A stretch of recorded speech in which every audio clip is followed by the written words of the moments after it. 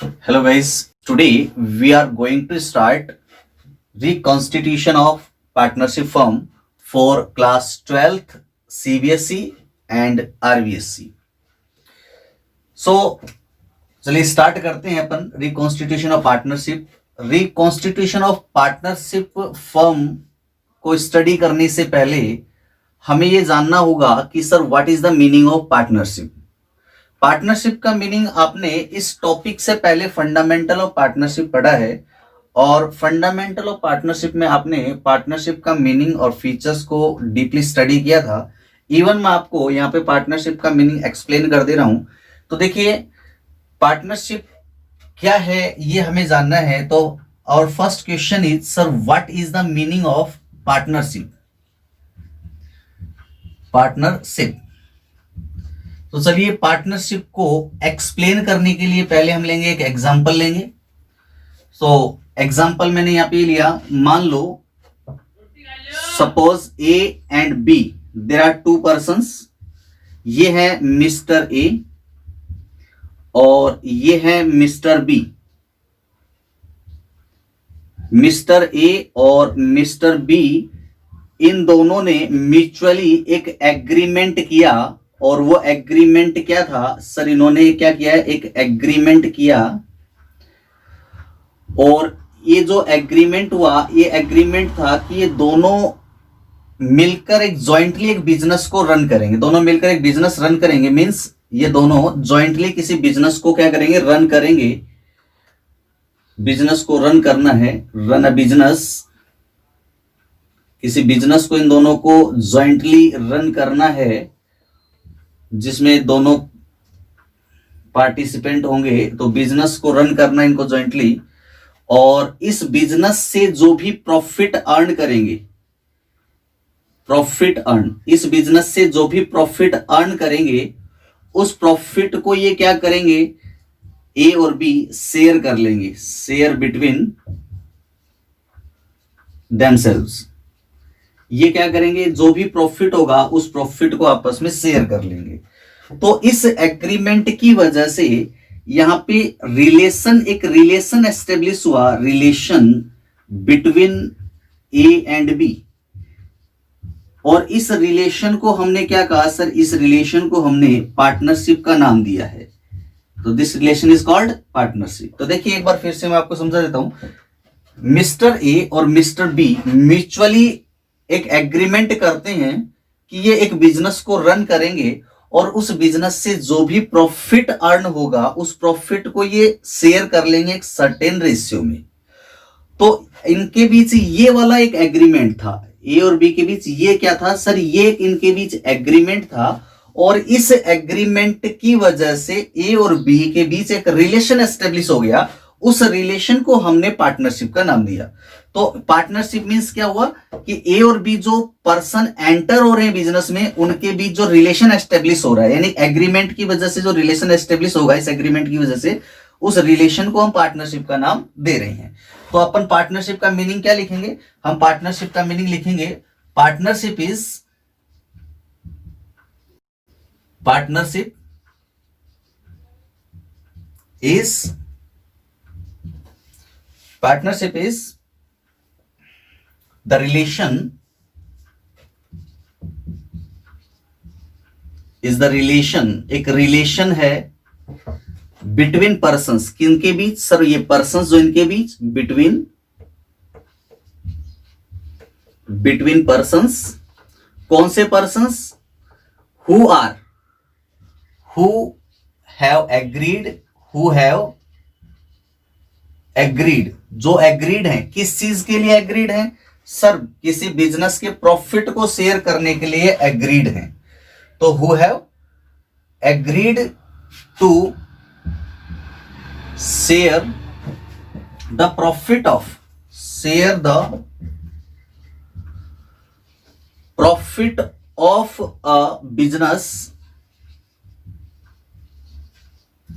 carried on by all or any of them acting for all, acting for all. तो ये होगा meaning partnership का। तो यहां पे क्या कहा, देखो उन पर्सन्स के बीच एक रिलेशन है, जो पर्सन किसी बिजनेस के प्रॉफिट को शेयर करने के लिए एग्रीड हुए हैं, और उस बिजनेस को रन कौन करेगा, या तो सारे जॉइंटली उस बिजनेस को रन करेंगे, या कोई एक पर्सन सबकी ओर से बिजनेस को रन कर सकता है। तो वही बात हमने यहाँ पे की थी। मान ले मिस्टर ए और मिस्टर बी ने क्या किया है सर, एग्रीमेंट किया है। इस एग्रीमेंट में मिस्टर ए और बी एग्रीड हो जाते हैं कि एक बिजनेस रन करेंगे, उस बिजनेस का जो प्रॉफिट होगा उसे शेयर करेंगे। तो इस एग्रीमेंट से जो रिलेशन ए बी के बीच एस्टेब्लिश हुआ है वो क्या है, पार्टनरशिप है। और वही बात हमने कहा यहाँ पे कही है कि पार्टनरशिप क्या है सर, एक रिलेशन है। किसके बीच, मिस्टर ए और मिस्टर बी के बीच रिलेशन है, जो कि एग्रीड है। मिस्टर ए और बी एग्रीमेंट कर रखे हैं, तो ये एग्रीड है किस चीज के लिए सर, प्रॉफिट को शेयर करने के लिए। देखो शेयर ऑफ प्रॉफिट के लिए एग्रीड है, और ये प्रॉफिट कहां से आएगा सर, ये प्रॉफिट अर्न करेगा बिजनेस। तो बिजनेस अर्न करेगा, और इस बिजनेस को रन कौन करेंगे, या तो ये दोनों मिलकर करेंगे, इन दोनों में से कोई एक दोनों की तरफ से कर लेगा, या फिर अपन कह सकते हैं जितने भी पार्टनर हैं, जितने भी पर्सन्स हैं, वो सब मिलकर करेंगे, या उनमें से कोई एक सब की तरफ से कर देगा। तो ये आपकी पार्टनरशिप की मीनिंग एंड डेफिनेशन है। यहाँ पे आपको अच्छे तरीके से आई थिंक मीनिंग समझ में आ गया होगा। ये जो आपको डेफिनेशन मैंने लिखवाई है, ये डेफिनेशन दी हुई है इंडियन पार्टनरशिप एक्ट 1932 के section number 4, section 4 of Indian partnership act 1932 में आपको ये डेफिनेशन पार्टनरशिप की दी हुई है। देखिए मैंने आपको क्या बताया, मिस्टर ए और मिस्टर बी एक एग्रीमेंट करते हैं, और इस एग्रीमेंट के अकॉर्डिंग वो बिजनेस को रन करेंगे, और जो भी प्रॉफिट होगा इस एग्रीमेंट के अकॉर्डिंग ही वो क्या करेंगे, इस एग्रीमेंट के अकॉर्डिंग ही शेयर करेंगे प्रॉफिट को। तो इस एग्रीमेंट की वजह से रिलेशन बन रहा है पार्टनर के बीच, यानी कि पार्टनरशिप जो हो रही है वो इस एग्रीमेंट की वजह से हो रही है। तो जो पार्टनरशिप का बेस है वो क्या है सर, ये एग्रीमेंट है। तो अपन क्या कह सकते हैं, यहाँ पे एक विशेष बात जो आपको हमेशा ध्यान रखनी है, वो क्या ध्यान रखने की, पार्टनरशिप का जो बेस होता है वो क्या होता है, एग्रीमेंट होता है। तो हम कह सकते हैं पार्टनरशिप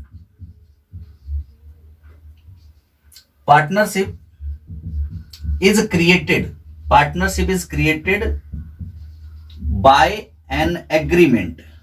पार्टनरशिप का क्रिएशन कैसे होता है सर, पार्टनरशिप का क्रिएशन एग्रीमेंट से होता है। यानी कि पार्टनरशिप को एग्जिस्टेंस में लाने के लिए पार्टनर के बीच एक एग्रीमेंट ही इनफ होता है।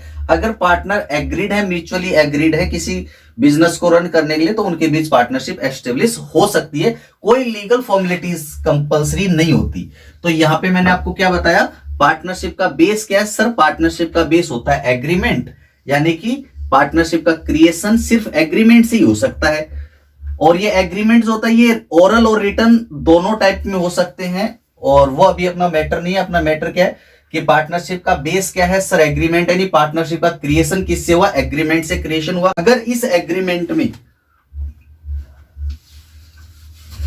अगर इस पार्टनरशिप के इस एग्रीमेंट में कोई भी चेंज हो जाए, तो उसे हम कहते हैं reconstitution of partnership of firm. यानी कि मैंने आपको क्या बताया कि पार्टनरशिप का जो क्रिएशन होता है वो एग्रीमेंट से होता है, और पार्टनरशिप के एग्रीमेंट में अगर कोई भी चेंजमेंट हो जाता है तो उसे हम क्या कहते हैं, रिकॉन्स्टिट्यूशन ऑफ पार्टनरशिप फर्म कहते हैं। फॉर एग्जाम्पल देखिए आपको समझा देता हूं मैं, यहां पे ए और बी टू पर्सन, ये मिस्टर ए, ये मिस्टर बी, और ये दोनों क्या है सर, पार्टनर हैं। और इन्होंने जो एग्रीमेंट किया हुआ है, अकॉर्डिंग टू दैट एग्रीमेंट, इनका जो एग्रीमेंट था उस एग्रीमेंट के अकॉर्डिंग इन्होंने डिसाइड किया कि भैया बिजनेस रन करेंगे, और उस बिजनेस का जो भी प्रॉफिट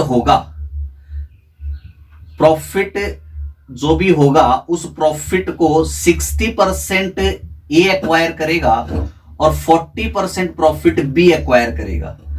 ये इनके बीच एग्रीमेंट हुआ। 2 ईयर 3 ईयर 4 ईयर तक इन्होंने बिजनेस किया और आफ्टर 4 ईयर ए और बी म्यूचुअली फिर डिसाइड करते हैं, एग्रीमेंट म्यूचुअल एग्रीमेंट करते हैं और डिसाइड करते हैं कि भैया अब फ्यूचर जो प्रॉफिट होगा, फ्यूचर प्रॉफिट उसे 40-60 में डिवाइड नहीं करेंगे। अब की बार 50% ए लेगा और 50% ही बी लेगा, यानी दोनों इक्वल डिवाइड करेंगे। यानी कि ये जो एग्रीमेंट पहले जो बेस एग्रीमेंट वो नंबर 1 था वो चेंज होके अब नया एग्रीमेंट ए और बी के बीच आया, जिसमें क्या कहा कि फ्यूचर प्रॉफिट 50-50% होगा, यानी कि ये एग्रीमेंट सेकंड हो गया इनके बीच।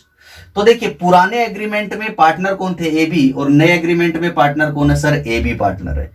पार्टनर तो वही है ए और बी, पार्टनर में तो कोई चेंजमेंट नहीं हो रहा। तो फिर सर चेंज क्या हुआ, देखो पुराने एग्रीमेंट में ए 60% प्रॉफिट ले रहा था और बी 40% ले रहा था, जबकि नए एग्रीमेंट में क्या हो रहा है सर, नए एग्रीमेंट में ए भी 50 ले रहा है और बी भी 50 ले रहा है। तो देखो यहाँ पे क्या चेंजमेंट आया, पार्टनर वही है, बिजनेस वही चल रहा है, लेकिन इनका जो प्रॉफिट का जो रेशियो था वो चेंज हो गया यहाँ पे।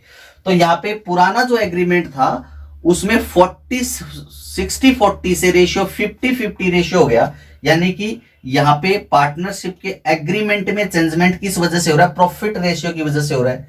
तो पार्टनरशिप के एग्रीमेंट में चेंज का पहला रीजन, ये चेंज होता है ना, चेंज का पहला रीजन क्या है सर, पहला रीजन हुआ है कि change in PSR, change in PSR, ये पार्टनरशिप एग्रीमेंट में चेंजमेंट कर रहा है। तो चेंज इन पीएसआर क्या हो गया सर, ये हो गया रिकॉन्स्टिट्यूशन ऑफ पार्टनरशिप फर्म हो गया। अच्छा दूसरा और देखते हैं सर कि यहां पे मान लो ये ए और B, A B C partner हैं, ए बी पार्टनर हैं। अब ए और बी अपने बिजनेस को क्या करना चाहते हैं सर, एक्सटेंड करना चाहते हैं और बढ़ाना चाहते हैं बिजनेस को। तो ए और बी क्या डिसाइड करते हैं कि बिजनेस को एक्सटेंड करने के पर्पज से, फॉर द एक्सटेंशन पर्पज, ये सी को as a new partner enter करते हैं। इसको क्या बना लेते हैं सर, न्यू पार्टनर बना लेते हैं ये, क्योंकि सी क्या करेगा, कुछ कैपिटल इन्वेस्टमेंट करेगा, उस कैपिटल को बिजनेस में इन्वेस्ट करेंगे तो बिजनेस क्या होगा, एक्सटेंड होगा। तो बिजनेस के एक्सटेंशन पर्पस के लिए इन्होंने ए और बी ने डिसाइड किया सी को पार्टनर बना लेते हैं। अब सी एज ए पार्टनर जब फर्म में एंटर होगा तो सी भी तो प्रॉफिट में शेयर लेगा। तो ए और बी ने मिलकर डिसाइड किया कि भैया सी को हम क्या करेंगे, बिजनेस में एंटर करेंगे, और जब सी को बिजनेस में एंटर करेंगे तो सी को प्रॉफिट का 20% शेयर दे देंगे। तो परसेंट में टोटल कितना होता है, 100 होता है। तो 20% शेयर किसको दिया सर, सी को दे दिया। अब रिमेनिंग शेयर कितना रहा, 100 में से 20 दिया सी को, तो रिमेनिंग शेयर कितना रहा सर, 80 रह गया। अब 80 को ए और बी में डिवाइड करो, ए और बी का रेशियो क्या था सर, इक्वल था पहले। तो अब भी 80 को 40 रुपीज इसको देंगे, 40 रुपीज इसको देंगे, 40% ए को मिला, 40% बी को मिला और 20% सी को मिल गया। तो ये जब सी एंटर हुआ तो ए और बी का प्रॉफिट रेशियो, प्रॉफिट शेयर कितना रह गया, 40% रह गया। यानी कि पहले ए और बी, यहां पे ए और बी पार्टनर थे और यहां अब एक पार्टनर और ऐड हो गया। तो एक पार्टनर ऐड और हो गया तो इनके बीच एग्रीमेंट भी एक नया बनेगा, क्योंकि पहले तो 50% प्रॉफिट मिल रहा था। अब ये एग्रीमेंट में डालना पड़ेगा कि सी को क्या देना पड़ेगा, 20% देना पड़ेगा, रिमेनिंग जो बचेगा उसे लेंगे, ए और बी लेंगे। तो ये एग्रीमेंट तीसरा बन गया यहाँ पे। तो देखो पहले एग्रीमेंट में क्या था सर, ए बी पार्टनर थे, अब कौन पार्टनर है sir, A B C partner है। तो यहाँ पे दो चेंजमेंट हो गए। क्या चेंजमेंट हो गए दो, एक तो पहले पार्टनर जो थे ए बी, उनमें एक पार्टनर इंक्रीज हो गया, यानी कि एक तो नंबर ऑफ पार्टनर इंक्रीज हो गया, यानी सी यहाँ पे इंक्रीज हो गया। दूसरा पहले प्रॉफिट इक्वली डिस्ट्रीब्यूट कर रहे थे, यानी 50-50% ले रहे थे, अब देखो 40-40 और 20% में प्रॉफिट मिल रहा है, यानी कि प्रॉफिट शेयर भी चेंज हो गया और पार्टनर भी इंक्रीज हो गया। तो यहाँ पे जब कोई पार्टनर इंक्रीज हुआ तो पुराना जो एग्रीमेंट था उसमें ए बी पार्टनर थे, अब नए एग्रीमेंट में पार्टनर ए बी सी है। तो अपन क्या कह सकते हैं सर, यहाँ पे एग्रीमेंट में चेंजमेंट हो रहा है, पुराना एग्रीमेंट में जो पार्टनर थे ए बी थे, अब एक और सी आ गया तो नया एग्रीमेंट तो बनाना पड़ेगा। तो यहाँ पे ये एडमिशन होने की वजह से भी पार्टनरशिप के एग्रीमेंट में चेंजमेंट आ गया। तो second condition admission of partner भी हो गई, एडमिशन ऑफ पार्टनर, तो ये भी रिकॉन्स्टिट्यूशन होगा। अच्छा चलिए थर्ड केस अपन और कर लेते हैं। तो जैसे मान लीजिए कि यहाँ पे ये एबीसी पार्टनर थे, मैं इसको रफ कर रहा हूं, तो थर्ड केस और ले लिया मैंने। यहाँ पे पार्टनर थे सर एबीसी पार्टनर थे, 40% प्रॉफिट ए को मिल रहा था, 40% प्रॉफिट बी को मिल रहा था, और सी को मिल रहा था सर 20% प्रॉफिट। अब हुआ क्या, बी फर्म से आउट हो जाता है। अब आउट होने के दो रीजंस हो सकते हैं। एक रीजन हो सकता है कि बी फर्म से रिटायरमेंट ले लेता है, कि भाई बी ये कहता है कि भाई मेरे को एज भी मेरी ज्यादा हो गई है और अब काम होता नहीं है, हेल्थ साथ नहीं दे रही है, तो अब भाई काम नहीं होता है, तो ये रिटायरमेंट ले लेता है। या फिर बी की डेथ हो जाए तो भी फर्म से आउट हो जाएगा। तो कोई भी कंडीशन हो, या तो रिटायर हो गया बी या फिर इसकी डेथ हो गई, दोनों केस में आउट हो रहा है बिजनेस से। तो ये बी बिजनेस से क्या हो जाता है, आउट हो जाता है। तो अब रिमेनिंग कौन रह गए सर, ए और सी रिमेनिंग रह गए। तो अब ए और सी रिमेनिंग रह गए और बी फर्म से रिटायर हो जाता है। तो रिमेनिंग पार्टनर ए और सी ये डिसाइड करते हैं कि जो फ्यूचर प्रॉफिट होगा उसमें 35% प्रॉफिट सी को मिलेगा और 65% प्रॉफिट ए को मिलेगा। ये इनका म्यूचुअल एग्रीमेंट है ए और सी के बीच। तो पहले जो पार्टनर ए बी सी थे, इनका जो एग्रीमेंट था, उस एग्रीमेंट में प्रॉफिट ए को मिल रहा था 40, बी को मिल रहा था 40, सी को मिल रहा था 20, यानी पार्टनर कितने थे, नंबर ऑफ पार्टनर 3 थे।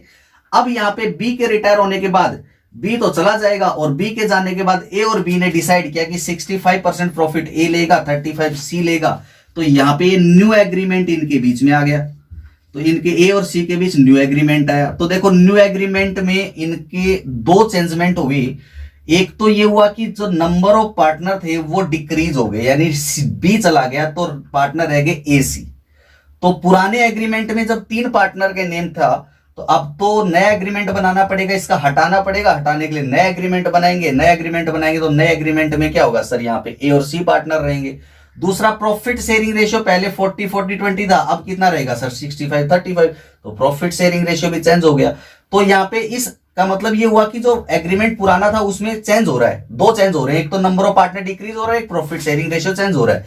तो यहाँ पे एग्रीमेंट में चेंज हो रहा है, और एग्रीमेंट में चेंज होगा तो क्या होगा सर, रिकॉन्स्टिट्यूशन होगा। तो रिकॉन्स्टिट्यूशन की नेक्स्ट कंडीशन कौन सी हुई सर, नेक्स्ट कंडीशन हो गई रिटायरमेंट या फिर डेथ ऑफ पार्टनर। रिटायरमेंट या फिर death of partner, death of partner. या तो कोई पार्टनर रिटायर हो जाए या किसी पार्टनर की डेथ हो जाए तो उसे क्या बोलते हैं sir, reconstitution of partnership form कहते हैं। अच्छा, एक कंडीशन और हो सकती है रिकॉन्स्टिट्यूशन की, क्या हो सकती है देखते हैं। ये है फर्म फर्स्ट, ये है फर्म सेकंड। फर्म सेकंड, ये जो फर्म 1 है इसमें 2 पार्टनर्स है ए एंड बी, 2 पार्टनर हैं। और ये जो फर्म सेकंड है इसमें पार्टनर है डी, सी एंड डी। ये दोनों फर्म अलग अलग हैं, दोनों के पार्टनर सेपरेट, दोनों पार्टनर भी अलग अलग हैं इनके। अब इन फ्यूचर होता क्या, मान लो इन दोनों फर्म का बिजनेस एक जैसा है लेकिन फर्म दोनों अलग अलग हों, तो इन फ्यूचर ए बी और सी डी ये चारों मिलकर डिसाइड करते हैं कि भाई अपन दो एक सेम बिजनेस को अलग अलग फर्म में चला रहे हैं, हम एक ही फर्म बनाएंगे और एक फर्म में चारों पार्टनर बनेंगे। तो ये दोनों क्या करते हैं, फर्म ए को फर्स्ट को फर्म सेकंड के साथ मिला देते हैं, यानी कि दोनों फर्म अब मिलके काम करेगी। तो दोनों फर्म एक साथ मिल जाती है, दोनों फर्म की एसेट और दोनों फर्म की लायबिलिटीज एक ही हो जाती है। तो दोनों फर्म मिलकर काम करेगी। तो यहां पे फर्म ए के जो पार्टनर थे वो इस नई फर्म ए फर्स्ट सेकंड में भी रहेंगे, ए बी, और सी डी जो थे वो भी यहां पे पार्टनर रहेंगे। तो देखो फर्म ए के जो नंबर ऑफ पार्टनर थे वो 2 थे। अब ये पार्टनर, इन दोनों के लिए पार्टनर 2 इंक्रीज हो गए सी डी। सीडी में 2 पार्टनर, सेकंड फर्म में सीडी पार्टनर थे तो इन दोनों के लिए भी ए बी इंक्रीज हो गए। तो यहां पे जब दोनों फर्म एक साथ मिलकर काम कर रही है तो भी इनके एग्रीमेंट में कोई ना कोई चेंजमेंट जरूर आएगा। तो इस तरह 2 फर्म जब मिलकर काम करती है तो भी इनके एग्रीमेंट में चेंजमेंट होता है, उसे क्या बोलते हैं, रिकॉन्स्टिट्यूशन ऑफ पार्टनरशिप फर्म बोलते हैं। तो यहां पे जब 2 फर्म एक साथ मिलकर काम करती है तो उस कंडीशन को क्या कहते हैं, एमालगमेशन बोलते हैं। तो ये होगा एमालगमेशन ऑफ पार्टनरशिप,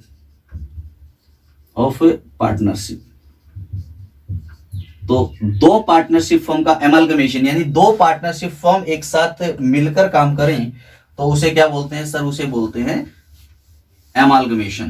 तो रिकॉन्स्टिट्यूशन ऑफ पार्टनरशिप फर्म की कंडीशन सर्कमस्टेंसेस क्या हो सकते हैं sir, first change in PSR between existing partner, admission of partner, retirement और एमालगमेशन। तो ये कुछ रिकॉन्स्टिट्यूशन की कंडीशंस होती हैं। तो देखिए हमने आपको क्या बताया सर, पार्टनरशिप का मीनिंग होता है रिलेशन बिटवीन पर्संस, और ये जो पार्टनरशिप का बेस होता है वो होता है एग्रीमेंट, और एग्रीमेंट में अगर कोई चेंजमेंट हो जाए तो उसे हम कहते हैं रिकॉन्स्टिट्यूशन ऑफ फर्म। और रिकॉन्स्टिट्यूशन के सर्कमस्टेंसेस क्या क्या है, मतलब कौन कौन सी सिचुएशन ऐसी है जब रिकॉन्स्टिट्यूशन हो सकता है। तो पार्टनर के बीच में सिर्फ प्रॉफिट शेयरिंग रेशियो चेंज हो, या कोई पार्टनर का एडमिशन हो जाए, या कोई पार्टनर रिटायर हो जाए, या फिर पार्टनरशिप फर्म एमालगमेट हो जाए, तो ये रिकॉन्स्टिट्यूशन ऑफ पार्टनरशिप फर्म की डिफरेंट सिचुएशंस है। तो चलिए आप लिखेंगे अब मेरे साथ इनके बारे में थोड़ा सा।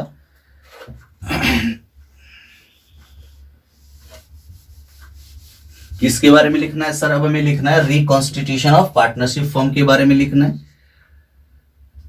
रिकॉन्स्टिट्यूशन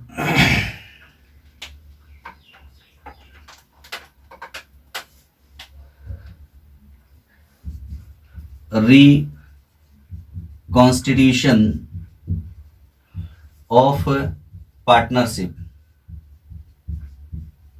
क्या लिखना है इसके बारे में? अभी आपने क्या समझा सर? हमने अभी समझा है कि पार्टनरशिप एग्रीमेंट में अगर कोई भी चेंजमेंट हो गया तो उससे आप रिकॉन्स्टिट्यूशन ऑफ पार्टनरशिप कहोगे। तो हम क्या लिखेंगे? Partnership firm. तो इसका मीनिंग होगा एनी चेंज, लिखेंगे आप मेरे साथ, लिखो यहाँ पे एनी चेंज, कोई भी चेंज हो, any change in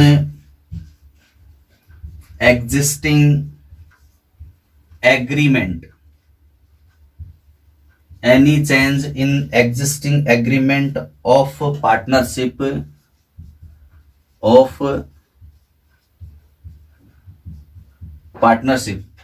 is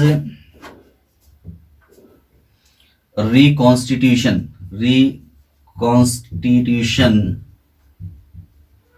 of partnership firm, of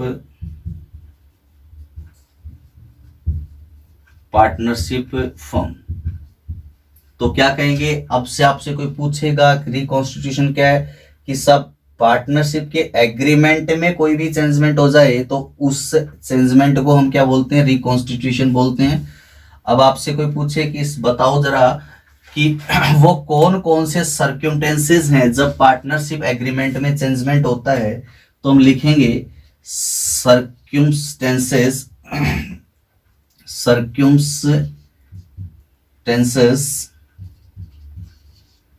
of reconstitution of the partnership firm. Partnership firm के रिकॉन्स्टिट्यूशन के कौन कौन से सर्क्यूमस्टेंसेस हैं, यानी कौन कौन सी सिचुएशंस हैं, कौन कौन से इवेंट्स हैं जब पार्टनरशिप क्या होती है सर? रिकॉन्स्टिट्यूट हो जाती है। तो देखिए फर्स्ट पॉइंट जो आपको लिखना है वो लिखना है change in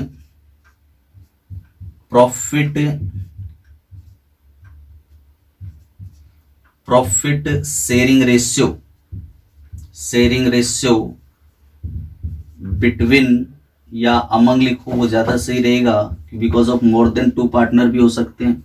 among existing partners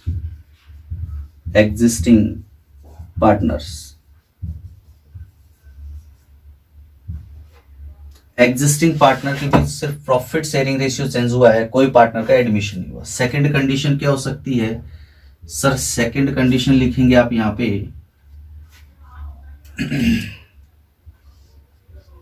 जब कोई पार्टनर फॉर्म में एंटर होता है तो एडमिशन ऑफ न्यू पार्टनर, जब नया पार्टनर फॉर्म में एंटर होता है तो भी एग्रीमेंट चेंज होता है और पार्टनरशिप फॉर्म क्या हो जाती है सर? रिकॉन्स्टिट्यूट हो जाती है। थर्ड लिखेंगे retirement and death of partner, retirement and death of partner, जब कोई पार्टनर की या तो डेथ हो जाती है या फिर कोई पार्टनर रिटायर हो जाता है, तो इन दोनों कंडीशंस में क्या होता है, पार्टनरशिप एग्रीमेंट में चेंजमेंट आता है। और पार्टनरशिप एग्रीमेंट में चेंज का मीनिंग क्या होता है सर, रिकॉन्स्टिट्यूशन होता है। और नेक्स्ट कंडीशन कौन सी हो सकती है sir, amalgamation. Amalgamation of two or more partnership firms. जब दो या दो से ज्यादा पार्टनरशिप फर्म एमालगमेट होकर एक साथ काम करने लगती हैं, तो उसे भी हम क्या कहते हैं सर, रिकॉन्स्टिट्यूशन ऑफ पार्टनरशिप कहा जाता है। तो ये कुछ कंडीशंस है रिकॉन्स्टिट्यूशन ऑफ पार्टनरशिप फर्म की। लेकिन इन सब कंडीशंस में कुछ इंपॉर्टेंट बातें हैं जो आपको ध्यान रखनी है। देखिए, इन सब कंडीशन में हमने दो बातों की तरफ नजर डाली होगी कि जब भी पार्टनरशिप का रिकॉन्स्टिट्यूशन हो रहा है, यानी कि जब भी या तो प्रॉफिट शेयरिंग रेशियो चेंज हो रहा है, या किसी पार्टनर का एडमिशन हो रहा है, या कोई पार्टनर रिटायर हो रहा है, तो इन सब कंडीशंस में दो विशेष बातें हो रही है कि पुराने एग्रीमेंट में जो बातें थी, अब हमें उसमें कुछ चेंज करके एक नया एग्रीमेंट बनाना पड़ेगा। तो इसका मतलब एक तो विशेष बात ये हो गई कि जब भी पार्टनरशिप रिकॉन्स्टिट्यूट होती है तो पुराने एग्रीमेंट को एंड कर देते हैं और एक नया एग्रीमेंट बना लिया जाता है। और दूसरी बात, जब भी इन कोई भी कंडीशन हो, कोई इनमें से कोई भी कंडीशन हो, चाहे profit sharing ratio existing partner में चेंज होता हो, या न्यू पार्टनर एडमिट होता हो, या रिटायरमेंट और डेथ होती हो, इन सब कंडीशंस में हमने एक कॉमन चीज ये भी देखी थी कि सर इन सब में पार्टनर के प्रॉफिट शेयरिंग रेशियो में क्या हो रहा था, चेंजमेंट आ जा रहा था। तो जब भी पार्टनरशिप फर्म का रिकॉन्स्टिट्यूशन होगा तो दो आपको कॉमन चीजें याद रखनी है कि पार्टनरशिप फर्म के रिकॉन्स्टिट्यूशन, इनमें से कोई भी सिचुएशन हो, कोई भी कंडीशन हो, इन सब में एक बात तो कॉमन ये होती है कि पुराना एग्रीमेंट एंड होता है और नए एग्रीमेंट वहां पे बनता है, तो नया एग्रीमेंट स्टार्ट हो जाता है, नए एग्रीमेंट से बिजनेस चलता है। दूसरी बात, यहां इन सब कंडीशंस में profit sharing ratio always change हो जाएगा। नोट लगाओ यहां पे, जो विशेष बातें आपको लिखनी याद रखनी है, एज अ रिजल्ट ऑफ किसका result, reconstitution of partnership firm का, constitution of the partnership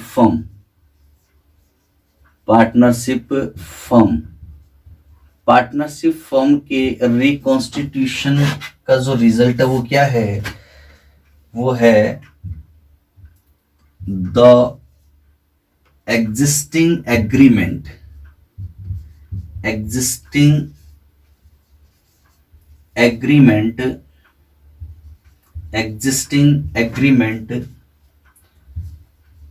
comes to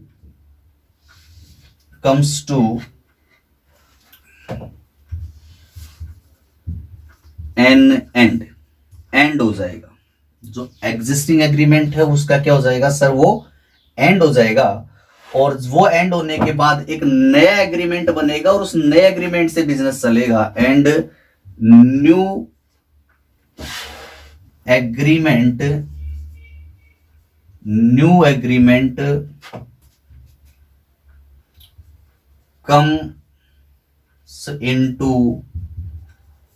comes into existence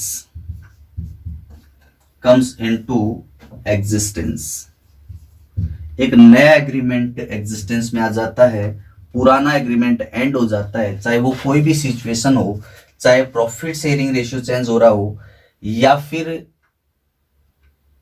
admission हो पार्टनर का, या फिर रिटायरमेंट या डेथ की केस हो, किसी भी केस में आपका ये कॉमन रहेगा कि पुराना एग्रीमेंट एंड होगा और नए एग्रीमेंट से फर्म को चलाया जाएगा। एक बात।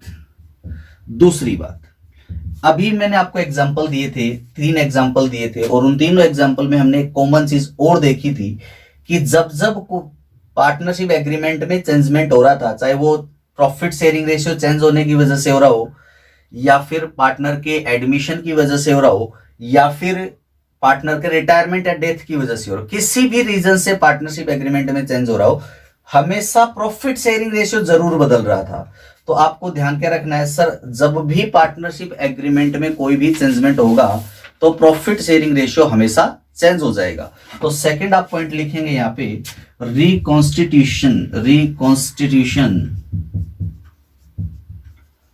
Of a firm, reconstitution of a firm always leads to change in profit sharing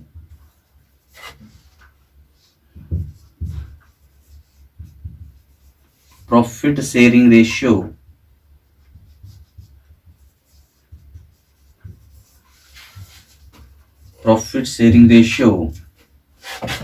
among partners। तो ये दो बातें आपको ध्यान रखनी है। तो ये था जनरल इंट्रोडक्शन अपना रिकॉन्स्टिट्यूशन का। और रिकॉन्स्टिट्यूशन की सिचुएशन क्या क्या हो सकती है सर, एक हो सकता है अपना change in profit sharing ratio among existing partner, admission of partner, retirement of partner. अब देखिए जो अपन ने सर्क्यूमटेंसेस डिस्कस किए हैं, ये सर्क्यूमटेंसेस जो है ये डिफरेंट चैप्टर्स हैं अपने रिकॉन्स्टिट्यूशन के। तो इनमें सबसे पहले हमें जो फर्स्ट चैप्टर स्टार्ट करना है वो स्टार्ट करना है change in profit sharing ratio among existing partner, जो करेंगे अपन नेक्स्ट वीडियो में स्टार्ट करेंगे। आज के लिए हम इनफ करते हैं। आपको मैंने आज रिकॉन्स्टिट्यूशन ऑफ पार्टनरशिप फॉर्म का एक जनरल इंट्रोडक्शन आपको बताया है, और इनमें जितने भी पॉइंट हमने डिस्कस किए ये सब पॉइंट्स आप अच्छे से एक बार अपने नोट्स की बुक में लिखेंगे, अपना नोट्स बनाएंगे इनसे अच्छे से, और इनको अच्छे से लर्न करोगे। और नेक्स्ट वीडियो में हम रिकॉन्स्टिट्यूशन का फर्स्ट जो टॉपिक है वो कौन सा है, change in profit sharing ratio among existing partner, उसको अपन डिस्कस करेंगे। Thank you very much.